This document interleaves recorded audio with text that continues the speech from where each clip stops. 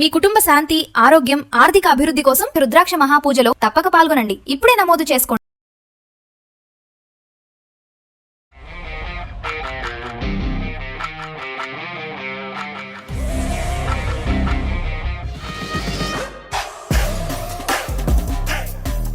Numbers never lie, add it up, that's me.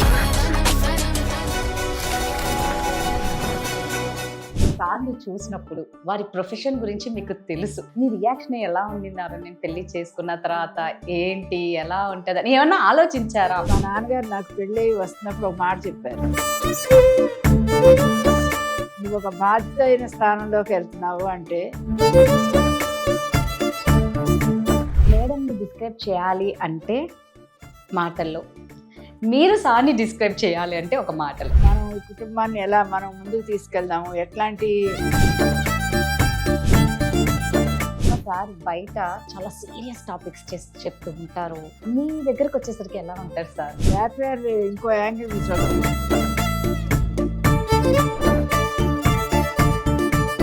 మీ ఇద్దరి మధ్యలో arguments వస్తే ఫస్ట్ ఎవరు సారీ చెప్తారు? మీరిద్దరిలో రొమాంటిక్ పర్సన్ ఎవరు? ఎమోషనల్ గా ప్రెజర్ ని ఎలాగైనా వస్తుంది, దాన్ని ఎలా హ్యాండిల్ చేస్తారు? ప్రాబ్లమ్స్ వస్తాయి, ఇష్యూస్ వస్తాయి.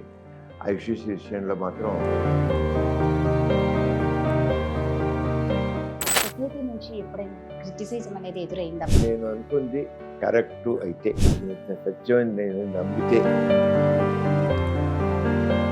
ఇద్దరు కలిసి ఫేస్ చేసిన టఫెస్ట్ ఏదన్నా ఉందా? 2003లో నాకు ఒక మేజర్ యాక్సిడెంట్ అయింది. అక్కడ ఏ కార్ దొరికితే ఆటో ఎక్కాను. అక్కడ ఆటో సిగ్నల్ పడినా కూడా తీసుకెళ్ళి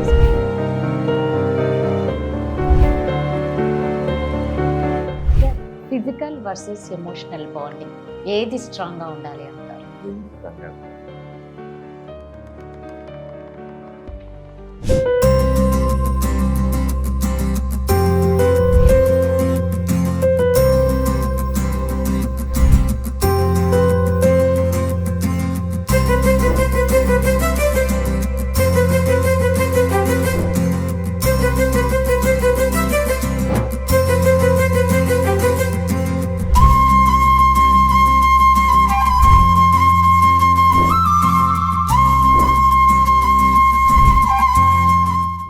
India's largest digital media network Suman టీవీకి స్వాగతం. ప్రస్తుతం మనతో ఉన్నారండి ఒక చూడముచ్చటైన జంట, అందరికీ ఆదర్శమైన జంట.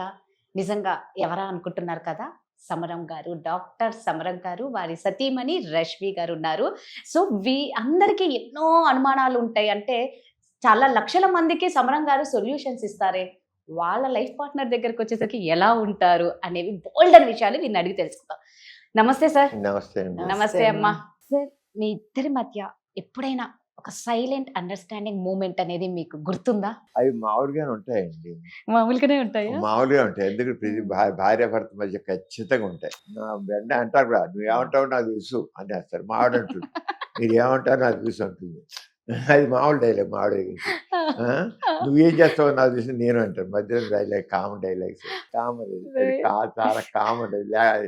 అది ఎప్పుడు ఉంటుంది, అండర్స్టాండింగ్ ఉన్నప్పుడు, ఒకటే రంగా ఆలోచిస్తారని వాళ్ళు ఆలోచించాలని తెలిసినప్పుడు అవి ఉంటాయి. మన యాటిట్యూడ్ బట్టి, వాడు యాటిట్యూడ్ అండర్స్టాండ్ చేసి చెప్పకుండానే అర్థం చేసి, ప్రతి వాడికి ఒక యాటిట్యూడ్ ఉంటుంది. నాకు ఒక యాటిట్యూడ్, మీకోటి తనకు ఒక యాటిట్యూడ్ ఉంటుంది. ఉన్నప్పుడు ఆ యాటిట్యూడ్ బాగా అర్థం అంటే చేసుకుంటే అలవాటు పడిపోయి జీవితంలో ఇన్నేళ్ళు అయిన తర్వాత మనకి ఎవరు ఉంటారు వాళ్ళ ఈ విషయానికి వాళ్ళు ఎలాంటి ఆన్సర్ చెప్తారని మనం ఊహించుకోగలుగుతాం. అది ఒక్కొక్కసారి సర్ప్రైజ్ లాగా డిఫరెంట్ గా కూడా ఉండొచ్చు. అంతేనా? ఎందుకంటే సందర్భాన్ని బట్టి ఉంటుంది కదా ఆన్సర్. అవును. యాటిట్యూడ్, యాప్టిట్యూడ్ కూడా ఒకటి ఉంది. యాప్టిట్యూడ్ కూడా, యాప్టిట్యూడ్ బట్టి కూడా అసలు యాటిట్యూడ్ అండ్ యాప్టిట్యూడ్ కొన్ని టేస్ట్లు ఉంటాయి. నా టేస్ట్ వేరుగా తన టేస్ట్ వేరుగా ఉండొచ్చు. టేస్ట్ వేరుగా ఉంటుంది కాదు. అమ్మా, డాక్టర్ గారికి మీరు చెప్పాలనుకునే ఒక హార్ట్ ఫెల్ట్ మెసేజ్ మా ముందర. ఎప్పుడు జీవితాంతం ఇట్లాగే ఉండాలి, చూడండి చూడండి వారిని చూస్తూ చెప్పండి. అందరినీ చక్కగా మన కుటుంబం అంతా కూడా కలిసిమెలిసి ఉండేటట్లుగా, మన పిల్లలందరూ కూడా హ్యాపీగా ఉండేటట్టుగా మనం ఎప్పుడు ఇట్లాగే ఉండాలని కోరుకుంటున్నాం. ఇక్కడ కూడా చూసారా మీరు, అందరి గురించి కోరుకుంటున్నారు. నేను డాక్టర్ గారి గురించి అడిగా. అంటే డాక్టర్ గారు ఉంటేనే కదా అందరం అనేది. నిజంగా అదే మీకున్న మనసు అది అనమాట. మీ జీవితంలో రష్మి గారి పాత్ర ఒక్క మాటలో చెప్పండి. ఇన్నేళ్ళ మీ వైవాహిక జీవితంలో. మా నాన్నగారు మా అమ్మని అనేవారు అర్ధాంగి కాదు పౌనాంగి అని. పౌర్ణాంగి. పౌనాంగి అంటే 3/4 అని. మా నాన్నగారు మా మా అమ్మని ఆ, మా అర్థం కాదు పౌనాంగి అని. పౌనాంగి అంటే 3/4 అన్నమాట. 3/4 3/4. అంటే ముప్పాతి వంతు ఇప్పుడు ఒక పావు వంతే నాన్నగారు. అలాగే నేను కూడా మా ఆవిడని అలాగే అర్థం కాదు పౌనాంగి అంటున్నాను. సూపర్. నిజంగా అందుకే మిమ్మల్ని మేడ్ ఫర్ ఈచ్ అదర్ కాదు, మ్యాడ్ ఫర్ ఈచ్ అదర్ అనాలేమో. ఇద్దరం ఈక్వల్స్ అనుకుంటే ప్రాబ్లం ఉండదు. ఇప్పటి మ్యారీడ్ కపుల్ కి మీరిద్దరూ ఒక పవర్ఫుల్ అడ్వైస్ ఇవ్వాలి అంటే ఏమిస్తారు? నేనైతే ఒకటే చెప్తాను, జీవితంలో అడ్జస్ట్మెంట్ ఉంచుకోండి. పక్క వాళ్ళు ఎవరో చెప్పారని వాళ్ళ మాటలు నమ్మి మీ ఇద్దరు ఏమనుకున్నారో అది చేయండి. మీ కుటుంబాన్ని పిల్లల్ని బాగా చూసుకోండి.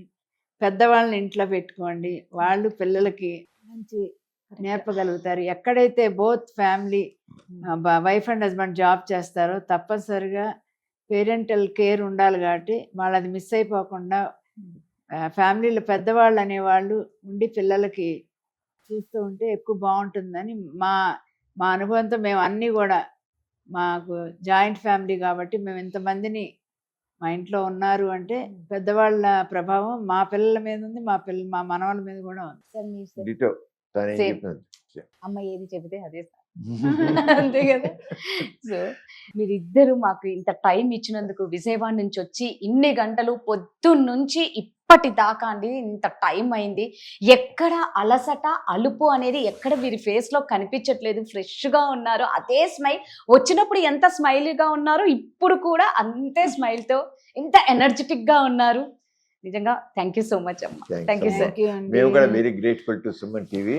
ఆ, చక్కగా ఎంతో ఆదరించి మమ్మల్ని ఇంత ఇదిగా చేసినందుకు సుమన్ టీవీకి ఇప్పుడు దీన్ని చూస్తున్న ప్రేక్షకులందరూ కూడా ధన్యవాదాలు తెలియజేస్తున్నాను. అందరికీ కూడా పేరు పేరున టీం అందరికి కూడాను ఇద్దరి తరఫున, మా అమ్మాయి మా కుటుంబం తరఫున కృతజ్ఞతలు అండి. థ్యాంక్ యూ అమ్మా. Thank you much and all the best thank you అమ్మా. And take care of your health. Thank you.